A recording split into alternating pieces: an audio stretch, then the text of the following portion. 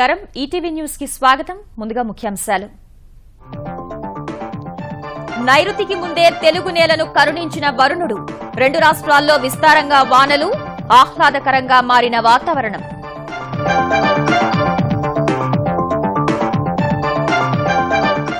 వర్షాకాలంలో పంట నష్టాలను అధిగమించడంపై ఏపీ సర్కారు దృష్టి ఎప్పటికప్పుడు వాతావరణ పరిస్థితులను తెలపాలని ఇస్రోకు సీఎం విజ్ఞప్తి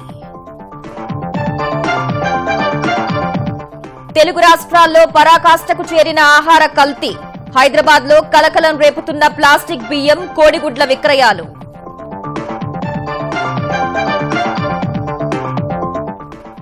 కల్తీ రాయుళ్లపై పోలీసులు ఉక్కుపాదం హైదరాబాద్ లో పలు చోట్ల దాడులు 20 మంది అరెస్ట్ టాస్క్ ఫోర్స్ వేసిన పౌర సరఫరాల శాఖ మధ్యప్రదేశ్ లో హింసాత్మకంగా మారిన రైతుల ఆందోళన కాల్పుల్లో 5 అన్నదాతలు మృతి సమగ్ర విచారణకు ప్రభుత్వ ఆదేశాలు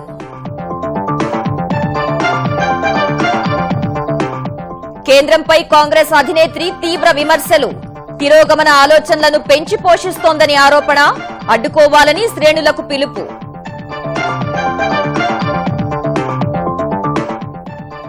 పారిస్ ఒప్పందంపై ట్రంప్ నిర్ణయాన్ని వ్యతిరేకిస్తున్న అమెరికా పౌర సమాజం అమలుకు సిద్దమైన 9 రాష్ట్రాలు 125 నగరపాలక సంస్థలు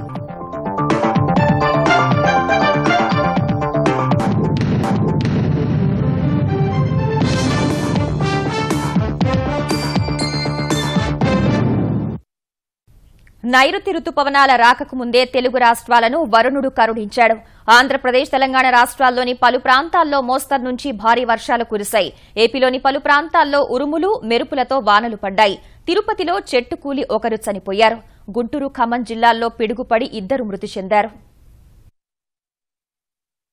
ఈ నెల 8 వరకు తెలుగు రాష్ట్రాల్లో రుతుపవనాలు విస్తరిస్తాయని వాతావరణ శాఖ చల్లని కబురు చెప్పినా అంతకుముందే వరుణుడు తెలుగు రాష్ట్రాల్ని కరుణించాడు పలు ప్రాంతాల్లో మోస్తరు నుంచి భారీ వర్షాలు కురిశాయి తిరుపతిలో నిన్నట్నుంచి ఉరుములు మెరుపులతో కూడిన వానకు ప్రధాన వీధుల్లోకి నీరు చేరింది ఈదురుగాలులతో వర్షం కురిసి డీఆర్ మహల్ రోడ్లో ఓ వ్యక్తి మృతి చెందాడు గుంటూరులో ఉరుములతో కూడిన వర్షంతో పాత గుంటూరులోని లోతట్టు ప్రాంతాలకు నీళ్లు చేరాయి చెట్లు నేలకొరిగి విద్యుత్ తీగలు తెగిపడ్డాయి కర్లపాలెం మండలం తుమ్మలపల్లి రొయ్యల చెరువు వద్ద పిడుగుపడి మహిళ మృతి చెందింది విజయవాడ గన్నవరం హనుమాన్ జంక్షన్లలో ఈదురుగాలులకు చెట్లు విద్యుత్ స్తంభాలు నేలకొరిగాయి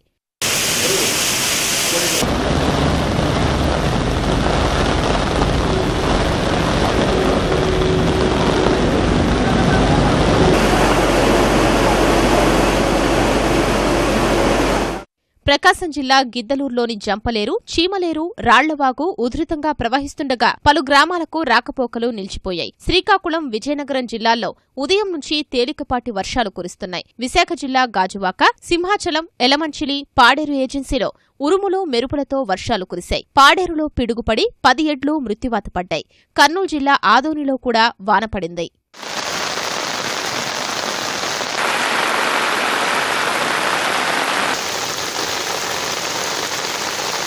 తెలంగాణలోని ఖమ్మం జిల్లా వైరా కొణిజర్ల మండలాల్లో ఈదురుగాలులతో వానపడగా కామెపల్లి మండలం పొన్నెకల్లో పిడుగుపడి వ్యక్తి మృతి చెందాడు భువనగిరి వలిగొండ మండలాల్లో మోస్తరు వర్షం కురిసింది మిర్యాలగూడలో ఈదురుగాలులతో వాన కురవగా మేళ్ల చెరువులో ఈదురుగాలులకు బీఎస్ఎన్ఎల్ సెల్ టవర్ విరిగిపోయింది వచ్చే 2 రోజుల్లో తెలుగు రాష్ట్రాల్లో భారీ వర్షాలు కురిసే అవకాశం ఉందని హైదరాబాద్ వాతావరణ కేంద్రం తెలిపింది ఆంధ్రప్రదేశ్లోని అన్ని జిల్లాల్లోనూ వానలు కురుస్తాయన్న అధికారులు ఈ నెల 8 నుంచి 10 వరకు తెలంగాణలో అక్కడక్కడ భారీ వర్షాలు కురిసే అవకాశం ఉందని చెప్పారు ఉత్తర కోస్తాంధ్ర వెంట కొనసాగుతున్న ఉపరితల ఆవర్తనం కారణంగా ఉరుములు మెరుపులతో కూడిన వర్షాలు కురుస్తాయని తెలిపారు ఈ నెల 8 నుంచి 12 మధ్య తెలుగు రాష్ట్రాలకు నైరుతి రుతుపవనాలు వచ్చే అవకాశం ఉందని వివరించారు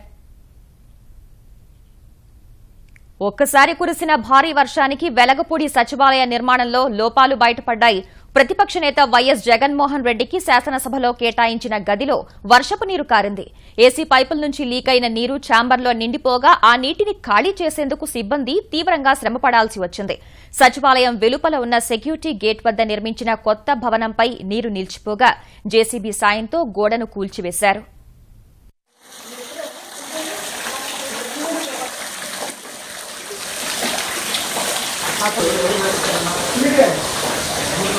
Huh?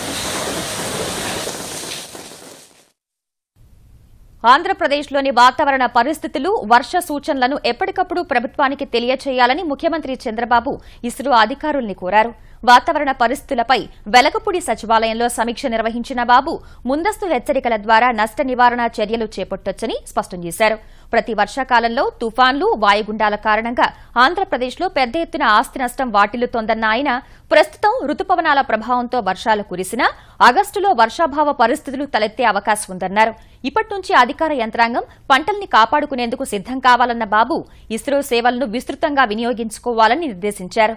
ఇందుకోసం ప్రత్యేక విభాగాన్ని ఏర్పాటు చేయాలన్న సీఎం వాతావరణ సూచనలపై నిరంతరం విశ్లేషణ జరుగుతూ ఉండాలని సూచించారు. మరోవైపు ఇదే అంశంపై ఇస్రో చైర్మన్ కిరణ్ కుమార్తో ఫోన్లో మాట్లాడిన బాబు వాతావరణ సూచనలపై ఎప్పటికప్పుడు సమాచారం అందించాల్సిందిగా అభ్యర్థించారు. నిర్మాణంలో ఉన్న పాలమూరు ప్రాజెక్టులన్నింటినీ వచ్చే ఖరీఫ్ నాటికి 100% పూర్తి చేసి ఆయకట్టుకు నీరందించాలని ముఖ్యమంత్రి కేసీఆర్ స్పష్టం చేశారు. 2019 నాటికి కాళేశ్వరం పరిధిలోని జలాశయాల నిర్మాణం పూర్తి చేయాలని ప్రాజెక్టులపై ప్రగతి భవన్లో నిర్వహించిన ఉన్నత స్థాయి సమీక్షలో సూచించారు. మల్లన్న సాగర్ ద్వారా నిజాం సాగర్ వరకు నీరందుతుందని, హైదరాబాద్కు మంచినీరు కూడా అందించాలని పేర్కొన్నారు. కొండపోచమ్మ సాగర్ ద్వారా పాలకుర్తి వరకు నీరివ్వాలని, మల్లన్న సాగర్ నుంచే గంధమల్ల, బస్వాపూర్ జలాశయాలకు నీరిచ్చి గద్వేల్, భువనగిరి, ఆలేరు నియోజకవర్గాల్లోని చెరువులు నింపాలని తెలిపారు. పాలమూరు, రంగారెడ్డి ఎత్తిపోతల్లో భాగంగా తలపెట్టిన నార్లాపూర్, ఏదుల, ఒట్టెం, తరివెన జలాశయాలను అత్యంత గరిష్ట నీటి నిల్వ సామర్థ్యంతో నిర్మించాలని సూచించారు. సీతారామ ప్రాజెక్టును ఏడాదిలోగా పూర్తి చేయాలన్న కేసీఆర్ సమగ్ర వ్యూహంతో సింగూరు ప్రాజెక్టును సమర్థంగా వినియోగించుకోవాలని చెప్పారు. సుందిళ్ల బ్యారేజ్ నిర్మాణాన్ని నిలుపుదల చేయాలన్న పిటిషన్పై సుప్రీంకోర్టు స్పందన ప్రగతి నిరోధకులకు చెంపపెట్టు లాంటిదని సీఎం వ్యాఖ్యానించారు. కానీ వారు జాతీయ హరిత ట్రైబ్యునల్లో ఫిర్యాదు చేయాలని నిర్ణయించుకున్నారని అసంతృప్తి వ్యక్తం చేశారు. ప్రాజెక్టుల్ని అడ్డుకునేందుకు ఎవరెన్ని ప్రయత్నాలు చేసినా వెనక్కి తగ్గేది లేదని స్పష్టం చేశారు. తెలుగు రాష్ట్రాల్లో ఆహార పదార్థాల కల్తీ పరాకాష్ఠకు చేరుకుంది. ఇన్నాళ్లు పాలు, కూరగాయలు, ఆహార పదార్థాలు, తినుబండారాలకే పరిమితమైన ఈ దందా ఇప్పుడు బియ్యం, కోడిగుడ్లకు కూడా పాకింది. మార్కెట్లోకి వస్తున్న ప్లాస్టిక్ బియ్యం, కోడిగుడ్లను చూసి ప్రజలు ఆందోళన చెందుతూ ఉండగా ఆహార పదార్థాలను కల్తీ చేసేవారిని ఉపేక్షించేది లేదని పోలీసులు స్పష్టం చేస్తున్నారు. హైదరాబాద్లో పలుచోట్ల దాడులు చేసిన పోలీసులు అక్రమ పద్దతుల్లో పాల సేకరణ సహా కల్తీ అల్లం వెల్లుల్లి పేస్ట్, సోంపు, తేనె తయారు చేస్తున్న సుమారు 20 మందిని అరెస్ట్ చేశారు. అటు ప్రకాశం జిల్లా కందుకూరులో ప్లాస్టిక్ బియ్యం అమ్మారని ఓ వ్యక్తి చేసిన ఫిర్యాదుపై పోలీసులు తనిఖీలు చేపట్టారు. అన్నదాతలు ఆరుగాలం శ్రమించి ఎన్నో కష్టనష్టాల కోర్చి పండిస్తేనే ఇంటికి చేరే బియ్యాన్ని ఇప్పుడు కొందరు కృత్రిమ పద్ధతుల్లో తయారు చేయడం సహా దిగుమతి చేసుకుంటూ ప్రజల ప్రాణాలతో చెలగాటమాడుతున్నారు. తాజాగా హైదరాబాద్ లో పలుచోట్ల వెలుగు చూసిన ప్లాస్టిక్ బియ్యం ప్రజలను ఆందోళనకు గురిచేస్తున్నాయి. ఎల్బీనగర్ మున్సిపల్ కార్యాలయ సమీపంలో ఓ బిర్యానీ సెంటర్ నుంచి బిర్యానీ కొనుగోలు చేసిన ఓ వ్యక్తి తినే సమయంలో అన్నం ముద్దగా ఉండగా అనుమానం వచ్చి ముద్దలు కట్టి నేలపై కొట్టగా బంతిలా ఎగరడం గమనించాడు. అనుమానం వచ్చి బిర్యానీ సెంటర్ యజమానిని తీసిన ఆయన సరూర్ నగర్ పోలీస్ స్టేషన్ లో ఫిర్యాదు చేశాడు. ఆ కేంద్రాన్ని సీజ్ చేసిన పోలీసులు బిర్యానీని పరీక్షల కోసం ల్యాబ్ కు పంపారు. మీర్పేట, ఎస్ఆర్ నగర్ లో కూడా ప్లాస్టిక్ బియ్యం బయటపడింది. మీర్పేటలోని నందనవనంలో ఉండే అశోక్ అనే వ్యక్తి ఓ దుకాణంలో 25 కిలోల బియ్యం బస్తా కొనగా అన్నం వండినప్పుడల్లా ముద్దలా మారటాన్ని గమనించాడు. అన్నాన్ని ముద్దలా చేసి నేలకేసి కొట్టగా బంతిలా ఎగిరింది. ప్లాస్టిక్ బియ్యమని గమనించి మీర్పేట పోలీసులకు ఫిర్యాదు చేశాడు. యూసఫ్ గూడలోని ఓ వసతి గృహంలోనూ రాత్రి అన్నం తినే సమయంలో విద్యార్థులు తేడాను గమనించారు. అన్నాన్ని ముద్దకట్టి బ్యాట్ తో బంతాట ఆడారు. గుడ్లు కూడా అనుమానాస్పదంగా ఉండగా అన్నం ముద్దలు, గుడ్లు నేలకేసి కొట్టినా పగల్లేదు. వెంటనే వసతి గృహ నిర్వాహకుడి దృష్టికి తీసుకెళ్లినా పట్టించుకోనందున విద్యార్థులు ఎస్ఆర్ నగర్ పోలీసులకు ఫిర్యాదు చేశారు. దాదాపు పర్మనెంట్ షాప్ అది, ఆడికెళ్ళి రెగ్యులర్ వాడుతున్నాను. నేను ఆడుతుంటే కూడా మాకు ఇంట్లో ప్రాబ్లాలు కూడా వస్తుంటే కూడా ఏంది వస్తుంది మామూలుగా వస్తుంది అనుకున్నాం. లాస్ట్ వస్తాలకు నిన్న నైట్ అన్నం చూస్తాలకు ముద్దలకు అవుతలేదని ఇట్లా చెక్కి ఇట్లా కొట్టి చూస్తాలకు లేచి వస్తుంది అన్నం. పెరుగన్నం తిన్నాను. ఆ తిన్న లోపల ఆగిపోయింది మొత్తం, అది ఇది మొత్తం కలిపి మళ్ళీ వెళ్ళేసి తీసేసినాక అప్పుడు రిలీఫ్ అయింది నాకు. ఇక మా ఆడవాళ్ళకైతే పొట్ట అసటము ఇంట్లోకి లేవది. ఇక పిల్లలకేమో మొత్తం కాలు గుంజుడు, తలకాయ తిరుగుడు, కళ్ళు తిరుగుడు. కొన్ని రోజుల నుంచి హాస్టల్లో ఎవరికి ఆరోగ్యం బాగుంటుంది, అందరికీ సరిగ్గా మోషన్ కాకపోవడం, కాళ్ళు నొప్పులు రావడం అవి జరుగుతుంది. సో నిన్న అసలుకి అందరికీ ఏం జరిగిందని ఒకసారి టెస్ట్ చేస్తే ఆ ప్లాస్టిక్ ఎగ్స్ లోపల లేయర్ రావడం, ఆ రైస్ కూడా సరిగ్గా బాగాలేకపోవడం అవి జరుగుతుంది. వ్యాపారులు లాభాపేక్షతో ప్లాస్టిక్ బియ్యాన్ని సాధారణ బియ్యంలో కలిపి అమ్మకాలు సాగిస్తూ వినియోగదారులు గుర్తించలేని విధంగా అక్రమాలకు పాల్పడుతున్నారు. చైనా, నేపాల్, మలేషియా నుంచి ప్లాస్టిక్ బియ్యం దిగుమతి అవుతున్నట్లుగా తెలుస్తుండగా అవి తింటే జీర్ణ సంబంధిత వ్యాధులు సహా థైరాయిడ్, క్యాన్సర్, గుండె జబ్బులు వచ్చే ప్రమాదం ఉంది. అయితే నగరంలో ఇప్పటి వరకు ప్లాస్టిక్ బియ్యాన్ని గుర్తించలేదన్న పోలీసులు బయటపడితే మాత్రం కఠిన చర్యలు తీసుకుంటామని తెలిపారు. ప్లాస్టిక్ రైస్ మీద ఈ సోషల్ మీడియాలో విపరీతమైన చర్చ జరుగుతుంది. అయితే ఇప్పుడు మనం సీజ్ చేసిన దాంట్లో మీర్ చౌక్ లో గానీ ఇక్కడ గానీ కంప్లీట్ స్టార్చ్ అనేది వచ్చింది. ప్లాస్టిక్ కైండ్ ఆఫ్ ఆ కెమికల్స్ ఎక్కడ కూడా ఇంతవరకు ఏ రిపోర్ట్ లో రాలేదు. కాబట్టి ప్రజలు అప్రమత్తత ఉండాలి, కానీ పానిక్ అవ్వాల్సిన అవసరం లేదు. మా సిపి గారు కూడా ప్లాస్టిక్ రైస్ వస్తే ఈవెన్ వేరే కంట్రీ అయినా సరే, వేరే రాష్ట్రాలైనా సరే నెట్వర్క్ అంతా బ్రేక్ చేసి ఆ మొత్తం గోడౌన్స్ అన్ని కూడా సీజ్ చేసి మెషినరీని సీజ్ చేయాలని ఆదేశాలు ఇవ్వడం జరిగింది. కల్తీపై ఉక్కుపాదం మోపాలన్న ముఖ్యమంత్రి కేసీఆర్ ఆదేశాల మేరకు హైదరాబాద్ లో పలు చోట్ల దాడులు నిర్వహించిన పోలీసులు గేదెలకు ఆక్సిటోసిన్ ఇంజెక్షన్లు ఇచ్చి అధిక మొత్తంలో పాలు తీస్తుండడాన్ని గుర్తించారు. కల్తీ అల్లం వెల్లుల్లి పేస్టు, తేనె, సోంపు సహా పలు పదార్థాలను గుర్తించి తయారీదారుల్ని అరెస్ట్ చేశారు. ఈ ఆక్సిటోసిన్ ని బ్యాన్ చేసినప్పుడు కూడా డైరీ ఫామ్ లో పనిచేసే వాళ్ళ ఇష్టం వచ్చినట్లు ఈ ఆక్సిటోసిన్ ఇంజెక్షన్లు చేసి ఈ పాలను ఉత్పత్తి చేస్తున్నారు. సో దీని మీద 15 డైరీ ఫామ్ల మీద 15 మంది ఆ నిర్వాహకులను అరెస్ట్ చేసి ఆ ఇంజెక్షన్లని సీజ్ చేసి, దీంతో పాటు అల్లం వెల్లుల్లి పేస్ట్ 3 స్థావరాల మీద పెట్టి సుమారు 16 క్వింటాల్స్ అల్లం వెల్లుల్లి పేస్ట్ ని సీజ్ చేయడం జరిగింది. దాంట్లో అల్లం వెల్లుల్లి తప్ప అన్ని ఉన్నాయి. కుళ్ళిపోయిన బంగాళాదుంపలు, అరటి బాదులు సంబంధించిన పల్పు, మన కెమికల్స్ లో యాసిడ్లు, సల్ఫ్యూరిక్ యాసిడ్లు, ఇటువంటి ఘాటుగా వచ్చే స్మెల్ ని కలిపేసి మంచి మంచి బ్రాండ్లతో అమ్మేస్తున్నారు. వీళ్ళ మీద ఉక్కుపాదం మోపడం జరుగుతుంది. వీళ్లపై రిపీటెడ్ గా ఉంటే పీడీ యాక్ట్ కూడా పెట్టడం జరుగుతుంది. అటు ప్రసిద్ధ శైవక్షేత్రం శ్రీశైలంలో 2 రోజుల క్రితం ప్లాస్టిక్ బియ్యం బయటపడగా ఆహార తనిఖీ విభాగం అధికారులు దుకాణాల్లో తనిఖీలు చేపట్టారు. ఈ ప్లాస్టిక్ బియ్యం ఎక్కడి నుంచి వచ్చాయనే అంశంపై ఆరా తీస్తున్నారు. అటు ప్రజారోగ్యానికి హాని కలిగించే ఎలాంటి బియ్యం విక్రయించినా కఠిన చర్యలు తీసుకుంటామని తెలంగాణ పౌర సరఫరాల శాఖ కమిషనర్ సివి ఆనంద్ హెచ్చరించారు. హైదరాబాద్ లో ప్లాస్టిక్ బియ్యంపై వస్తున్న వార్తలపై అధికారులతో సమీక్షించిన ఆయన ఫిర్యాదులు వచ్చిన ప్రాంతాల్లో తనిఖీలు చేపట్టాలని ఆదేశించారు. మీర్పేటలోని బియ్యాన్ని పరీక్షల కోసం ప్రయోగశాలకు పంపుతామన్న ఆనంద్ నివేదిక వచ్చిన తర్వాత బాధ్యులపై చర్యలు తీసుకుంటామని స్పష్టం చేశారు.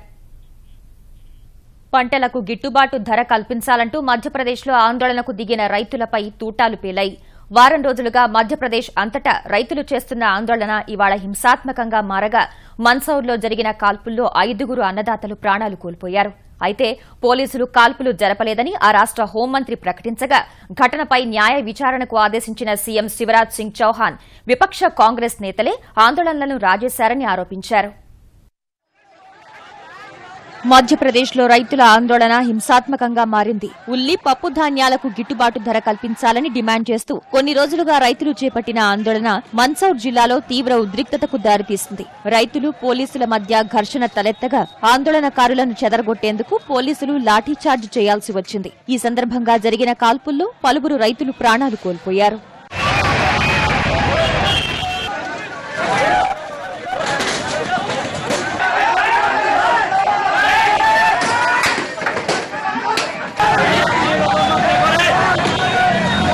పరిస్థితిని అదుపులోకి తెచ్చేందుకు సీఆర్పీఎఫ్ బలగాలను రప్పిస్తున్నట్లు తెలిపిన పోలీసులు వదంతులు ఇతర ప్రాంతాలకు వ్యాపించకుండా ఇండోర్, ఉజ్జయిని, దీవాస్ ప్రాంతాల్లో అంతర్జాల సేవలు నిలిపివేశారు. మన్సౌర్లో కర్ఫ్యూ విధించారు. అయితే పోలీసులు కాల్పులు జరపలేదన్న రాష్ట్ర హోంమంత్రి భూపేంద్ర సింగ్ ఎవరు జరిపారనే అంశంపై విచారణ చేస్తున్నట్టు ప్రకటించారు. హింసాత్మక ఘటన వెనుక జాతి విద్రోహక శక్తుల హస్తం ఉండొచ్చని ఆయన అనుమానం వ్యక్తం చేశారు. తాజా పరిస్థితిపై అత్యవసర సమీక్ష నిర్వహించిన ముఖ్యమంత్రి శివరాజ్ సింగ్ చౌహాన్ మృతుల కుటుంబాలకు 10 లక్షలు, తీవ్రంగా గాయపడిన వారికి ₹1,00,000 పరిహారం ప్రకటించారు. రైతుల ఆందోళనలు హింసాత్మకంగా మారడం వెనుక కాంగ్రెస్ హస్తం ఉందని ఆయన ఆరోపించారు.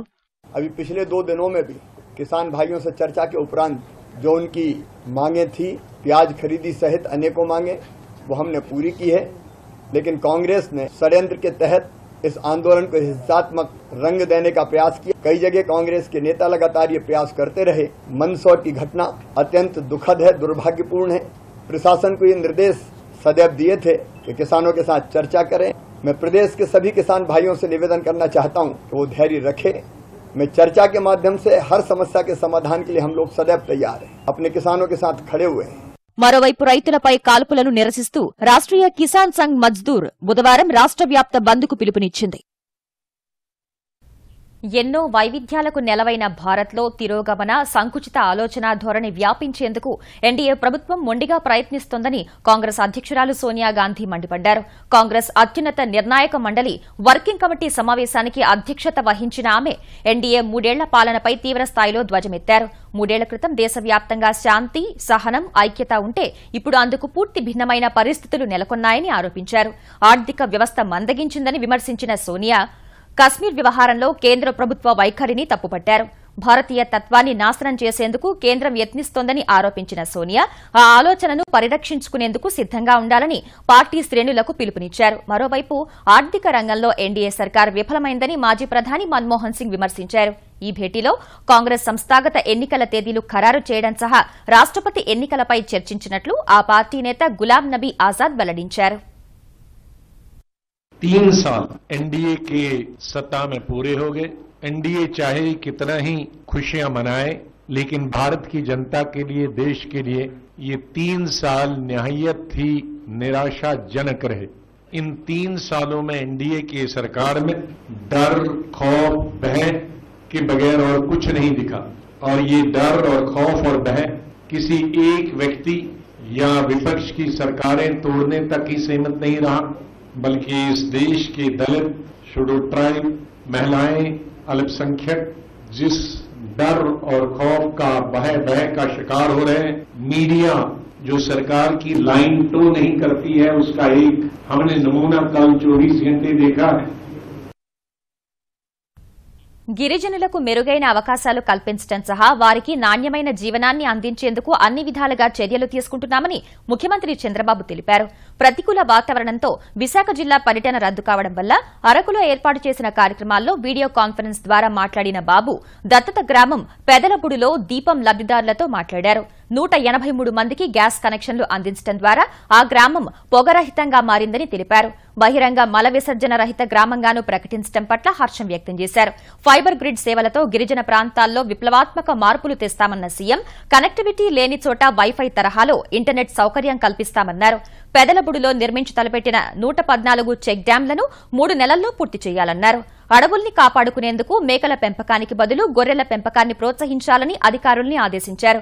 45 రోజుల్లో పెదలబుడిలో ప్రతి ఇంటికి మంచినీటి కుళాయి కనెక్షన్ సహా గ్రంథాలయ నిర్మాణం, టీటీడీ ఆలయం నిర్మించాలని సూచించారు. ఎలాంటి అనుమతులు లేకుండా తెలంగాణ ప్రభుత్వం కాళేశ్వరం ప్రాజెక్టు నిర్మిస్తోందని నిర్వాసితులు దాఖలు చేసిన పిటిషన్పై జాతీయ హరిత ట్రైబ్యునల్ తెలంగాణ, మహారాష్ట ప్రభుత్వాలకు నోటీసులు జారీ చేసింది. కాళేశ్వరం ప్రాజెక్టు పరిధిలోని పలు గ్రామాల ప్రజలు వేసిన పిటిషన్పై ఎన్జీటీ విచారణ చేపట్టగా ఆ ప్రాజెక్టుకు అటవీ, పర్యావరణ అనుమతులు సహా కేంద్ర జల సంఘం ఎలాంటి అనుమతులు ఇవ్వలేదని వివరించారు. తెలంగాణ సర్కార్ కాళేశ్వరం ప్రాజెక్టును అక్రమంగా నిర్మాణం తలపెట్టిందని, అందుకు మహారాష్ట ప్రభుత్వం కూడా సహకరిస్తోందని నిర్వాసిత గ్రామాల ప్రజలు వివరించారు. ఈ వాదనలు నమోదు చేసిన ఎన్జీటీ తెలంగాణ, మహారాష్ట ప్రభుత్వాలు సహా ఇరు రాష్ట్రాల నీటిపారుదల, ఆయకట్టు, అటవీ శాఖలకు నోటీసులు జారీ చేసింది. తదుపరి విచారణను జులై 27కు వాయిదా వేసింది.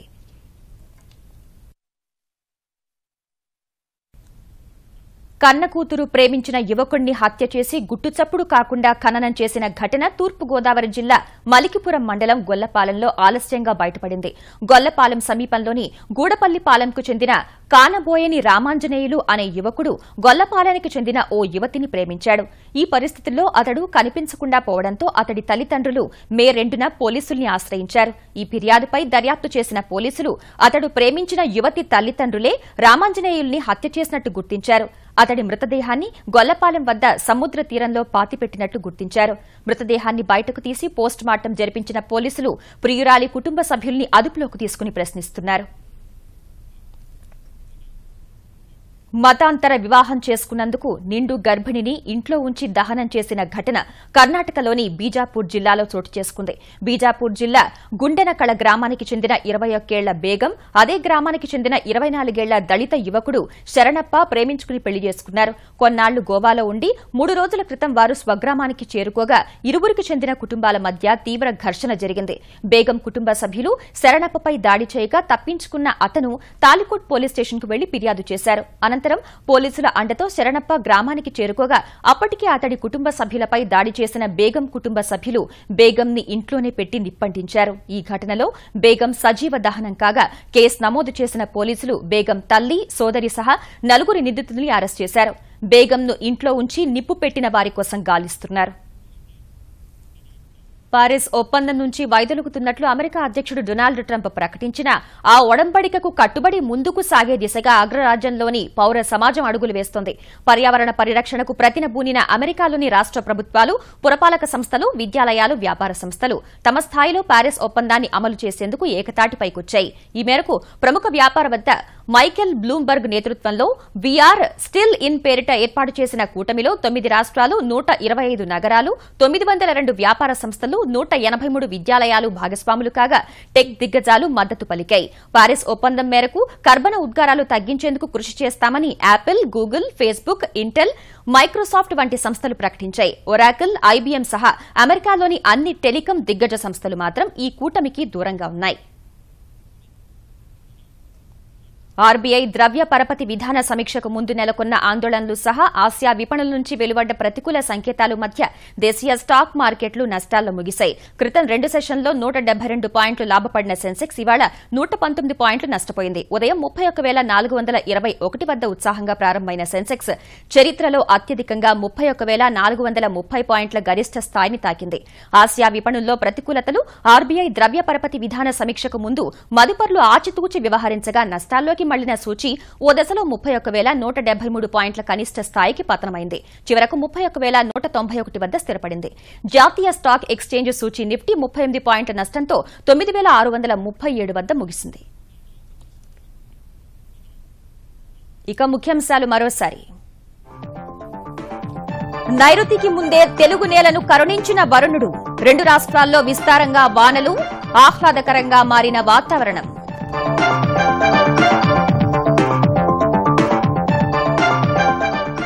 వర్షాకాలంలో పంట నష్టాలను అధిగమించడంపై ఏపీ సర్కారు దృష్టి. ఎప్పటికప్పుడు వాతావరణ పరిస్థితులను తెలపాలని ఇస్రోకు సీఎం విజ్ఞప్తి. తెలుగు రాష్ట్రాల్లో పరాకాష్ఠకు చేరిన ఆహార కల్తీ. హైదరాబాద్లో కలకలం రేపుతున్న ప్లాస్టిక్ బియ్యం, కోడిగుడ్ల విక్రయాలు.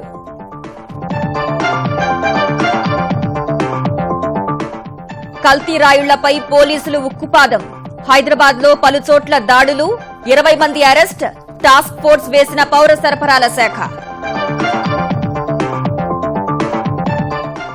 మధ్యప్రదేశ్లో హింసాత్మకంగా మారిన రైతుల ఆందోళన. కాల్పుల్లో 5 అన్నదాతలు మృతి.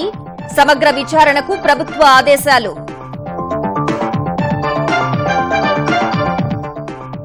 కేంద్రంపై కాంగ్రెస్ అధినేత్రి తీవ్ర విమర్శలు. తిరోగమన ఆలోచనలను పెంచి పోషిస్తోందని ఆరోపణ. అడ్డుకోవాలని శ్రేణులకు పిలుపు.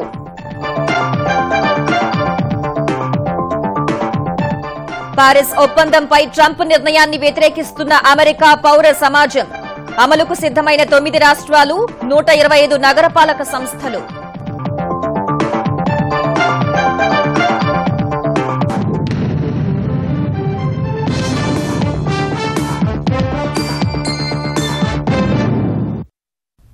ఈటీవీ న్యూస్ సమాప్తం. నమస్కారం.